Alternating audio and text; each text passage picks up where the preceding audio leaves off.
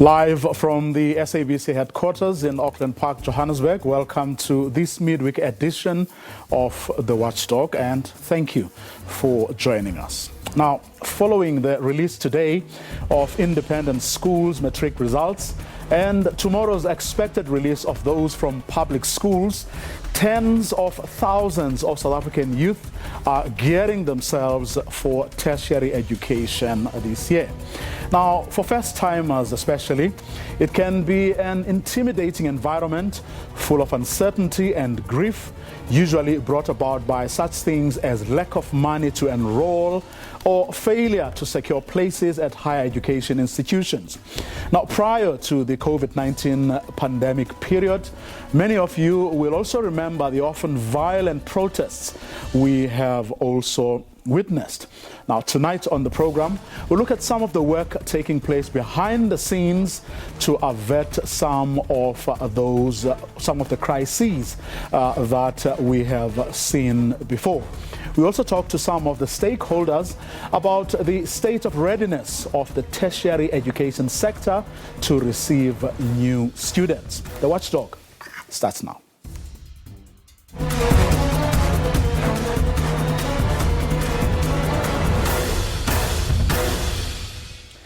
According to the Independent Examinations Board, when it published its results today, the class of 2021's National Senior Certificate pass rate is 98.39%, with nearly all of them, 89.2% to be exact, achieving entry to degree study at a tertiary level. Now, that's 13,825 young South Africans, many of whom will be seeking admission to the country's tertiary institutions. And that's just those who studied at private schools.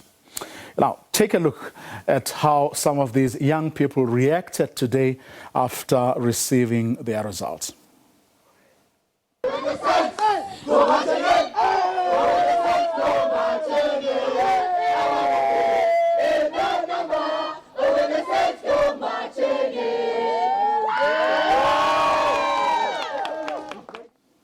Well done to them indeed. And as I was saying earlier, tomorrow the Minister of Basic Education and her team will announce the results of public schools. Now, for some of these young people, though, tears and heartbreak often follow that joy and excitement you just saw, due to such things as lack of funds, failure to secure places at institutions, or enroll in the fields of their choice. And sometimes, as we have seen in years gone by, violent protests. Now, over the past couple of days, the Office of the Public Protector has been holding meetings with key stakeholders, ostensibly to avoid any possible crisis. Deputy Public Protector Koleka Galega is on standby to talk us through what they have been doing. She will later be joined by some of the key stakeholders we've lined up, among them Universities South Africa CEO Professor Ahmed Bauer, who will also shed some light on the state and level of readiness of the country's universities. Advocate Galega, a very warm welcome to you. Thank you for joining us. What exactly have you been doing as the Office of the Public Protector in this space over the past couple of days? Good evening to you. Good evening to the viewers, and thank you for having Public Protector South Africa on the Watchdog. Over the past 2 days, really what we have been doing has been a continuation of work which we had started last year. In the first quarter of the year, wherein we embarked on an inspection in loco in the various institutions of higher learning in the country, which was sparked by the violent protests and outcries by students throughout the country. And we further thereafter received a complaint from SAUS, which is the student body, wherein they were laying out certain grievances which they had against the Department of Higher Education as well as the NSS. Now, Thereafter, we then embarked on an investigation. We then divided our investigation into two: hardcore investigation and the other part into the mediation process, which is in terms of Section 6, subsection 4B of the Public Protector Act, wherein we then opt to sit down with parties in an amicable way to try and find solutions to the challenges which are facing the higher education sector in the country. So yesterday and today was a culmination of those talks, wherein we engage several stakeholders who are involved and key stakeholders within the higher education sector. Now, that background is important because I was looking earlier at people who were reacting to what your office posted, which I retweeted. And some people are saying, tell us about your next investigations and not get involved in things that are, far away from you or don't constitute your core mandate. And I think that background speaks to that question. Now, who then did you meet over the past couple of days? Yesterday, we met the universities of South Africa.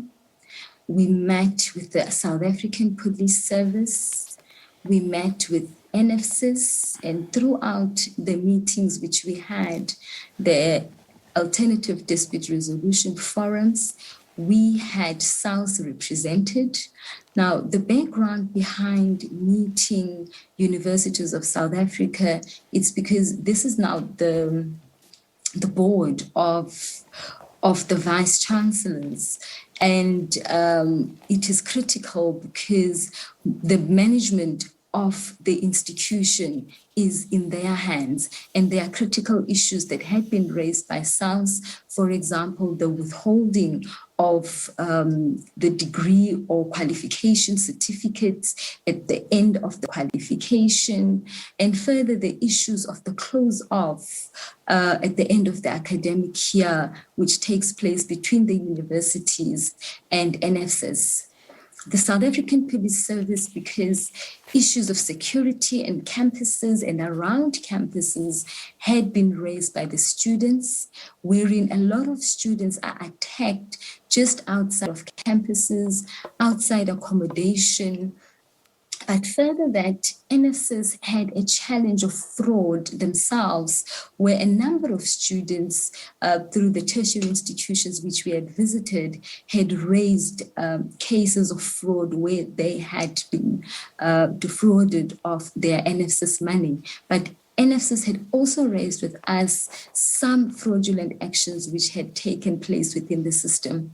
Now, we, even before yesterday and today, work had been taking place. We had interacted with SAPS on behalf of NFSIS to intervene on these issues and also raise with them the security issues which are happening outside of campuses and which impede on the performance of students within their campuses. Well, quite a number of issues there, and maybe let's go through them. Let's isolate them and go through them one by one. Let's start with what the universities, the issues that the universities have actually raised with you. A little later on, of course, we'll be joined in this conversation by the CEO of Universities South Africa, Professor Bauer. But what in the main were the issues that the universities were raising, especially those that are going to impact, the beginning of this new year, on the back, of course, of all the uncertainty that has been brought about by the COVID-19 pandemic? In the main, what we discussed with the universities is really, firstly, let me say that the conversation was really a conversation of togetherness, where we all approached it with the spirit of finding solutions, and there was serious cooperation amongst all the parties involved. And the critical issues were the issues of the withholding of the certificates, where all the parties involved indeed said there needs to be a way wherein which we ensure that there is a manner in which the students, after they had acquired their qualification, are able to prove that they are in possession of a certain qualification, which will enable them to enter the employment market, so that those of them who have debts are able to pay back their debts. And I think the discussions around that were quite fruitful, as University of South Africa indicated that immediately when they received the allegations letter from Public Protector South Africa, they convened the board and they discussed the issues which we had raised, and found that indeed it is issues that they can find a way around and ensure that those issues are being resolved. The other issue was the issue of the close off, where really there was challenges between NFSs and the universities to ensure that confirmation of payments are being done, and there's a close off that is being made.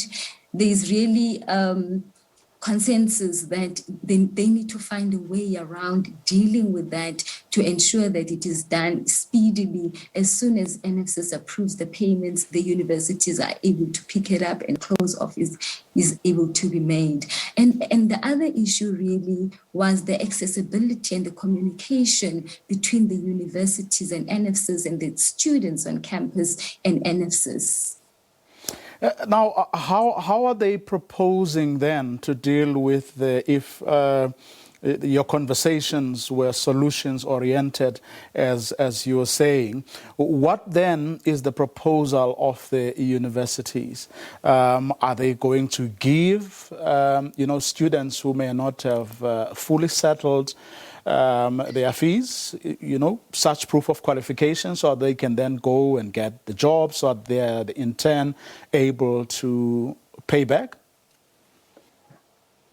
Indeed, that is the spirit, that they will find a way of furnishing some proof that the student had completed a certain qualification. However, the certificate cannot be issued due to the outstanding debt. So the conversations are around that line. Okay, and with regards to NSFAS and the closing off, confirmations of payment, what was the final position? What did you all arrive at the end? What has been arrived at here is what I had mentioned earlier on, that NFSs and the universities of South Africa are going to have to find a way of ensuring that there is a speedy resolution on the close off, and that also speaks to the allocation of the officials who are responsible for the tasks on the university side. Okay, now, if you then, from the reports that you initially did as the Office of the Public Protector, what from those were the issues that you as the office put before the Vice Chancellors of universities? What were your key concerns or issues going into these meetings? The issues which I have mentioned are the key issues which we had put forward, because those are the issues in line with the complaints that we had received. Mm-hmm. That in generally, just ensuring that there is a spirit amongst all stakeholders involved within the higher education sector to try and resolve the challenges that face the students day to day, particularly at the beginning of each academic year. And just to give a brief history on that, is that throughout last year, we had been working very closely with the universities and NFSs to resolve the disputes which students had brought before us, which had included the disputes of registration, disputes of decline of NFSs, and from both sides, from the universities, we had received quite a cooperation, as most of these matters had been resolved case by case. But were there no other issues from the students in particular? I mean, there were before. I mean, issues of housing, for example, that were raised in the past. There is, of course, still the issue of the missing middle. You know, did you get into those areas? Yes, we did, Fuyo. Those are the areas which we spoke on day 2, which was today. As you had indicated, you had wanted us to deal with day 1, and which was focused on the universities of South Africa. And then today on day 2, we then dealt with the issues of the accommodation, the issues of the missing middle, which deals with the funding model of the higher education sector, wherein the Department of Higher Education and Training was represented by the Deputy Minister, wherein we also had NFSs, we had National Treasury represented by the Director General. We also had the Presidency, which was represented by the Chief Operations Officer, and we also have the Interministerial Task Team on the platform. And what was arrived at with regard to your missing middle specifically? Those issues are part of the work that the Interministerial Task Team was tasked with. Now, that report has not yet been finalized and made public. It is still under process. So at this stage, really, I'm not in a position to divulge what were the intake issues which were discussed in that respect. But what I can say is that there is a spirit to attend to these issues. But of course, as we know, our country is faced with a shortage of finances. So all the discussions that we were having and all the aspirations that all the parties were having in trying to resolve the challenges indeed are within the budgetary constraints. That understood, and of course, I also, take your point about being unable to, say much as there are processes in place. But did it sound like, there is a solution pending? Did it sound to you like progress is indeed being made? In other words, come, the next budget cycle, for example, there may just be a new regime in place, or some solutions, are coming. Indeed, they've worked extensively to find solutions. They might not be absolute solutions as we may wish for because of the budgetary constraints. We also discussed having to apply thought leadership and look into other avenues through which funds can be raised for NFSs to try and meet the obligations, especially the aspirations, as we would like to see them in the new funding model. A couple of quick ones before I bring in, other people to these conversations. You mentioned earlier, SABC, the SAPS, and the hawks involving them in investigations or issues around safety and security, as well as fraud. How far did you go with those conversations? In other words, did they go beyond simply saying, we have listened and we've heard you and we promise to do something? Did those conversations go beyond that? Indeed, they did impressively, because we had written to the South African Police Service as well as to the DPCI previously when we started off with our investigations.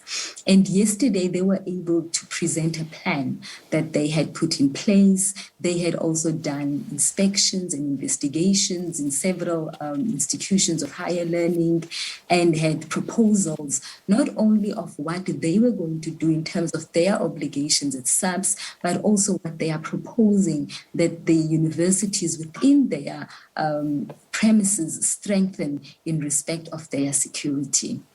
And I must just finish a point that you raised with regards to the fact that the resources are not limitless. So there was a demand, or there has been a demand of holding off on fee increases, for example. And I'm reminded of this point by what you've just said about the fact that even though the issue of the missing middle is indeed being addressed, all of us have to take into account or remember that the resources are not limitless. Was that issue raised at all? Was that part of the conversations? The issue of the fee increment really was not part of the conversation. It was not part of the allegations letter which we had sent to the parties. SAUS raised it in passing. However, at this stage, I think it's because it is still the beginning of the registrations, so there has not been a firm view from which universities are raising fees and how much are they raising in terms of those fees. But the sense that we got was that there was communication between SAUS, NFSS, and the universities, because as of yesterday as well, the chairperson of NFSS was also going out to the field where the registration was taking place, and the leadership of SAUS was also in some of the areas where registrations were taking place.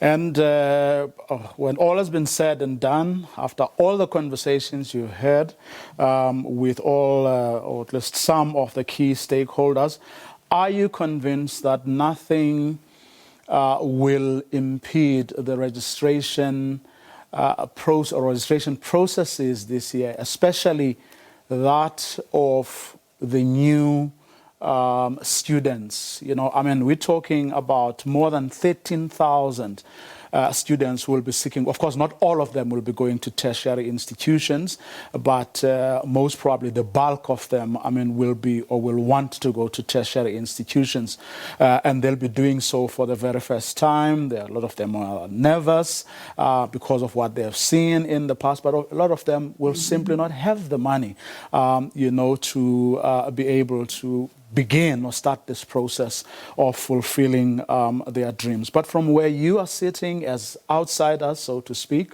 looking in, having spoken to everyone, how confident are you that the year will start fairly smoothly? Of course, that will be relevant, but are you confident that by and large things will go smoothly come the time when these new students in particular will have to start registering? I cannot with utmost confidence say so. Many other factors may come into play. However, what is improved this year, the communication amongst the parties. At least we, since last year, managed to get the parties at least to communicate better, to consult better. And I must say, NFSS has strengthened its systems from the past. Universities are also more responsive from they were in the past. Higher education also seems to be much better on the roll than what it was in the past. So it might not be utmostly totally no disruptions. However, but I am confident that it would not be as bad as it was in the past years, because we have all around the table committed that we really want to ensure that in future we see a protest-free academic year in institutions of higher learning. Okay. Advocate Galeka is, of course, staying with us. After the break, Universities South Africa CEO Professor Ahmed Bauer on the state of readiness of that group of tertiary institutions. We'll also have Standiwe Msomi on a private alumni initiative to help needy students. That and more coming up after this short break.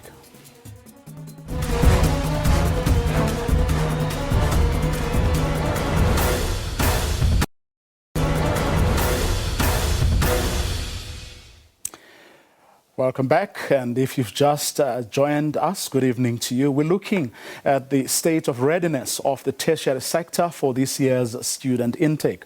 While we wait with bated breath for tomorrow's expected release for two of the public schools' Matric results, those of independent schools were announced today.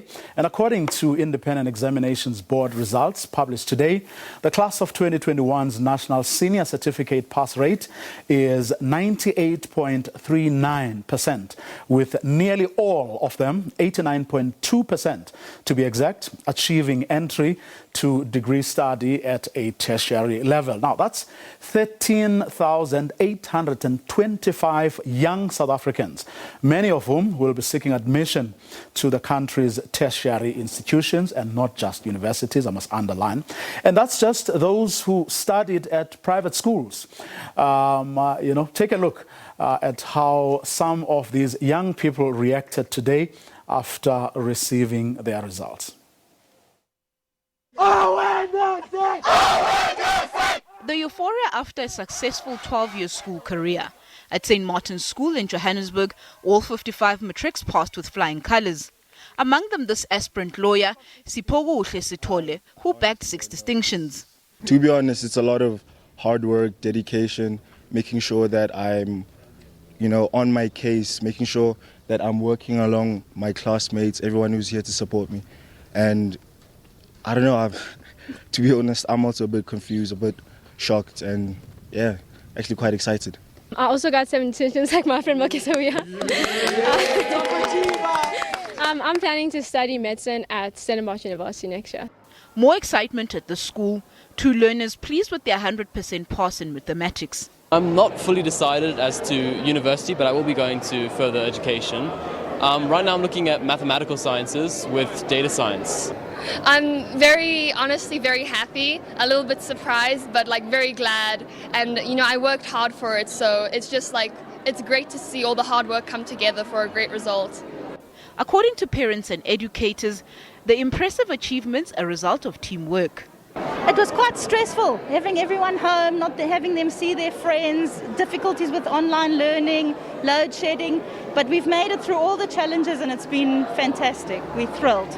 The secret recipe is to work in a partnership with the teachers, the parents and the students, and everybody works together really hard to support each other, to overcome any obstacles so that our students can fly as they have today.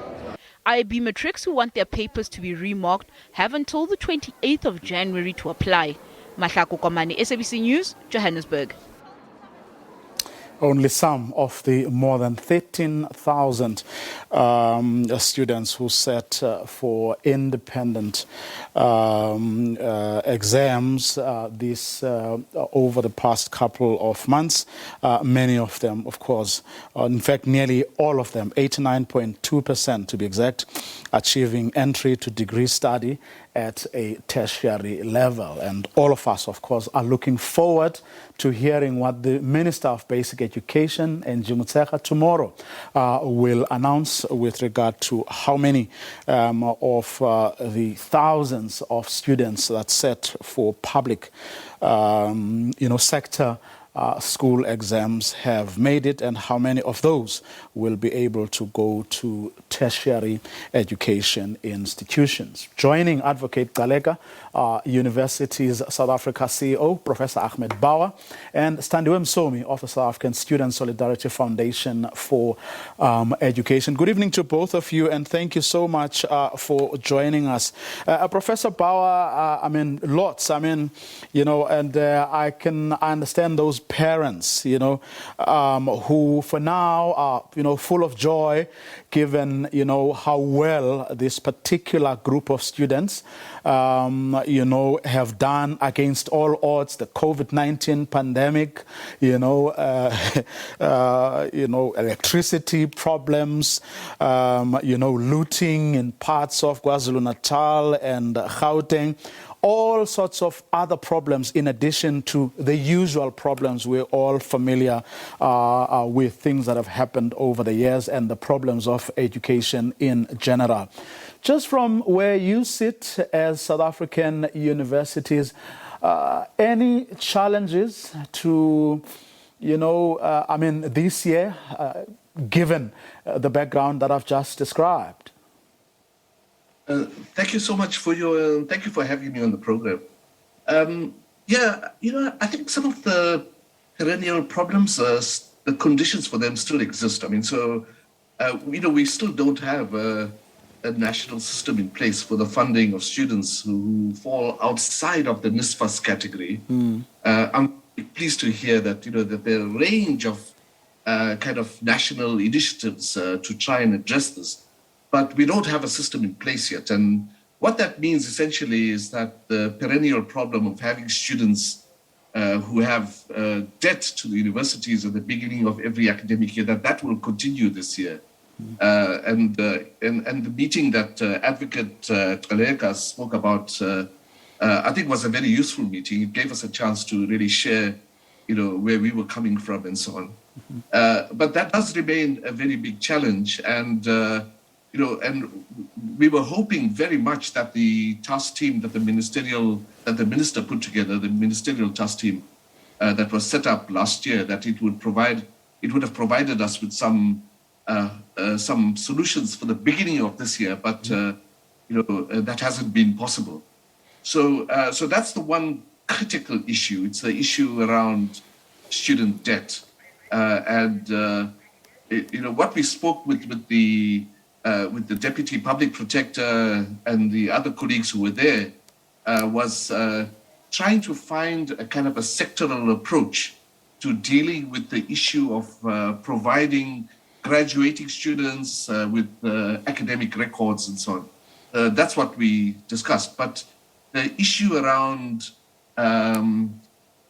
basically the non-affordability of higher education, especially for students that we refer to as being in this in this missing middle category, we don't have a solution for that yet. So that's one very big challenge that we face. And we are going to get into that in a bit of detail, hopefully. But outside of that, or apart from that particular problem, the fact that the interministerial task team hasn't perhaps gone as far as all of us would have wished, and of course the broader issue of affordability of education. Outside of those, Prof, any other factor that you think may just be a big one and affect tertiary education this year? Yeah, we are hoping, that the shortfall that faces NSFAS at the moment, that would be made up, as was indeed done last year. Of course, the challenge is that quite a significant part of that money that went to make up that shortfall last year came out of the university grants to university. Government grants to universities. So, taking from Peter to robbing give to Peter Paul, to pay Paul. Yeah, exactly. Yeah. So that's not a very good solution, and in fact, it's a bad solution. So we're hoping that there'll be some way that the government addresses that shortfall, but that shortfall has to be met because there's it's a requirement that NSFAS funds those students who qualify for the bursary and are admitted to university. So those students have to be funded. So government has to, I think, step in and make that work. The second, the third issue is the issue around student accommodation. We did a survey of the universities earlier this year in preparation for a meeting with the Parliamentary Portfolio Committee. And the general response from the universities was that they had secured enough accommodation. Now, of course, the accommodation is not just the accommodation on the campus, right? So universities also secure off-campus accommodation and so on. But the universities seemed to be fairly comfortable that they did not have a challenge with student accommodation this year. Well, given then the top two issues that you spoke about, given the situation there, am I to assume or take it for granted that the issue of holding off on fee increases is a non-starter? We are unlikely to see something like that, given the rather difficult situation that universities are finding themselves in. Are we to assume that? Yeah, so I should say, sorry, I butted in there. What I should say is that, the fee increase is the inflation rate, basically. The fees are going up by the inflation rate. And what that means in essence is that, that the contribution of tuition fees to the university budgets, which is about 35% of the total income of the sector, so that's staying flat, because all you're doing really is ensuring that the buying power remains the same because of the inflation rate. In fact, I'll say that, that our calculations indicate that the inflation rate for higher education is slightly higher than the consumer, that the CPI that is normally used.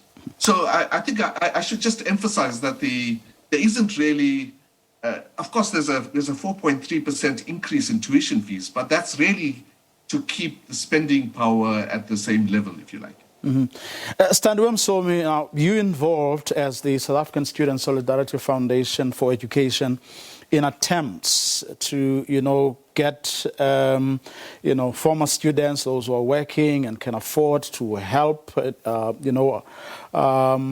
their own little way. Talk to us about what it is that you're trying to do. Yeah, thank you so much, Vuyo, for having us on the show today, and good evening to your listeners and viewers. As SASFI, our work is to fundraise from students who have qualified and got their qualifications and who are now in the labor market in order to almost give back to students in need today. As we know, there are tons of students who are going to be lining up outside of fees offices in different universities. And so it's imperative for those who have benefited from either funding from the state or the private sector who are now in the labor market to give back and to assist the students in need today. As we know, there's a huge gap called the missing middle. And even those who do fall under the NSFAS threshold don't always make it into the funding system of NSFAS. From rules such as the N+2 rule to the recent rule where you have to pass 75% of your modules. These are things that students who come from lower socioeconomic backgrounds can find themselves failing and spending more time in universities, and they're left outside of the periphery. So as such, we acknowledge that throughout the fiscus, the budget cuts that have been put on the higher education sector really cannot cope with the demand for higher education. And so when you can't get any assistance from the private sector or the public sector, one portion of society to look at is those who have benefited from higher education and have the earning capacity to donate towards those who need higher education today. Well, what has the response been like? Have people been forthcoming or as forthcoming? Yeah, the response has definitely been quite impressive in that last year during the 2021 protests that were marked by the hashtag Wits Asina Mali, SASFI was able to donate quite a bit of funds to the Wits SRC to assist the students who were in need. But I must say that the state of our economy has resulted in so many people either being unemployed or people earning very, very little salaries. We live in a country where students can study an engineering degree for 4 or 5 years, and all they can get is a graduate employment opportunity that pays them 4.5 grand. And so how do you then ask that person to donate towards someone who's just starting out in their first year when they themselves can't even have a decent way to live a normal life and have social mobility. And so even though fundraising from students or former students rather who are now in the labor market is a viable option in the state of our economy that has shrunk by 7% in 2020, people's incomes are lower. And so if we had to solely rely on fundraising from students who are now in the labor market, I don't think the amount of funds raised through that would be enough to meet the demand for higher education. Advocate Teleka, I mean, since you've had the privilege that the rest of us don't have of bringing together all these people from the presidency, from treasury, from higher education, and a whole host of others, have you been able to put a finger on why the interministerial task team in particular has not been able to get to a point where many stakeholders would have thought that they would have gotten by now?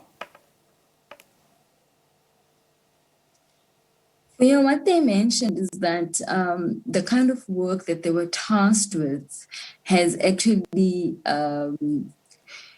required them to get other expert skills outside from the skills within the ministerial task team. So this, of course, has taken a bit of time. The report had gone to cabinet, which is another process, consultation with those who are affected with the report, consolidating those responses, and also now the minister considering those before finalizing and publicizing the report. Well, since you are the public protectors, any chance you could, put pressure, on the people in government to actually try and move with speed on these things? We have actually asked the Deputy Minister that he conveys to the Minister that it would really be of assistance to all parties involved if this report would be released as soon as possible so that everyone can have an outlook of what the issues are and how these issues are going to be attended to. And he has committed to do so. But from our side as well, we will be writing to the Minister because we had requested a copy of the report so that indeed we can see that the issues that we have asked that they be addressed from the interactions that we've had with the Minister last year actually do find expression within the report. Professor Bauer, I mean, when everyone knows that the meals of government tend to grind rather slowly, just from where you sit, is it for lack of trying, or are the issues much more complex than they seem, or is it just tardiness, or, I mean, what do you think because you would have thought that the interministerial task team would move with speed given the pre-COVID experiences, and that as things are getting better and people are able to, gather and move together, they would try and give this a priority so as to avoid some of the, violent protests and that sort of thing that we've seen in the past? The department has got exceptional people working on it. I mean, some very, very good people working in it. The problem is that it's just doesn't have the capacity. I don't mean capacity as in skills. It just doesn't have the sufficient number of people to do the work that's required of it. And I think that's something that we've been saying for quite a while now, which is that the department really needs to step up and really bolster its capacity to take on these very large projects. By the way, this is just one of them. There are many of them that have not been resolved. That have been started, that reports were produced, but then implementation kind of collapses. So it seems to me, at least, that that has to be one of the messages that goes to government more generally, I guess, that it has to build a capacity to do policy work, to produce policy guidelines, to institute new actions and innovations and so on. And that's something that we work very well with the department, by the way, but it is a lack of capacity in my view. Mm-hmm. Standiwe, what can the rest of us still do? I mean, the rest of us in our own individual contribute to the conversation around particularly looking at sustainable ways to fund higher education. And the premise of all of that, I think, is of the genesis of the Fees Must Fall movement, which is free education in this country. It's an issue as well that has very find people who are for it and those who say no, if you do it, the economy will collapse. But at this point in time, our government is only spending less than 1% as a percentage of our GDP on higher education. And so when it comes to the higher education sector not having the capacity to do the necessary policy work or not enough money going into NSFAS, we all have to reach one understanding of the fact that if we don't act now, if we don't pressurize governments to increase funding into higher education, we may potentially increase inequality in this country and continue to exclude more and more students at this point in time. Second thing that I think could also be very effective in trying to curb this situation, at least in the short term, is to look at how the private sector can get involved in funding higher education and finding sustainable solutions to it. The private sector is one of the biggest consumers of education. And so it's only right that more students receive funding from companies that can commit to taking in more students who need the finances to get through their university education. And to also look at the conditions of the types of bursaries that they extend to students. Because sometimes they'll extend a bursary that has stringent conditions that may not be suitable for a student who may not perhaps come from an IEB school. And so the endemic inequalities within our education system affect students when they get to universities. And sometimes the funding models that are used are completely not aligned with the individual situation of the student. And so we call on the private sector to re-examine how exactly they extend financing and funding to students who are deserving and who have the merits to get into universities, so that students don't find themselves, when they're in the system, facing the challenge of getting out of the system due to many circumstances that they may incur. But I think at the core of it, we need to have a discussion in this country about how we enact free education. This is something that's also available in many developed nations, such as the Czech Republic and in Germany as well. Education is seen as a public good. Yet in our country, there's still a private good element to education. And if developed countries can do it, then why can't South Africa do it? We need to grow our economy so that we can actually finance more students within the higher education sector. And I think once government and other stakeholders in society meet in minds and agree in that, perhaps we could find a long-term sustainable solution to the funding crisis that we see, both for students and universities. Okay. Very quickly, Advocate Kalega, what happens to the conversations you've been having? Have you agreed on a program going forward, or what needs to happen, or is it just the end of it? You're hoping and praying that the people who have some work to do indeed do what is expected of them? Of course, there is a program going forward. Timeframes have been given to the parties so that we ensure that there is some settlement on the issues that have been raised. Where there is no settlement, we will investigate those issues. In fact, we've already started with the investigations. So it would just be to consolidate. And where we find that there are adverse findings against the parties, we will then issue preliminary reports, expect their responses, and then a final report. And where we find against the parties remedial action, and as you are aware, the remedial actions of the public protector are binding. The parties will have to implement those or take us to court and review. Okay, that's where we're going to leave it. Special thanks to all of you, Professor Ahmed Bauer, Standiwe Msomi, and Advocate Kalega. And that's our program for this evening. To join us again tomorrow evening, same time, 8 p.m. sharp. Good night.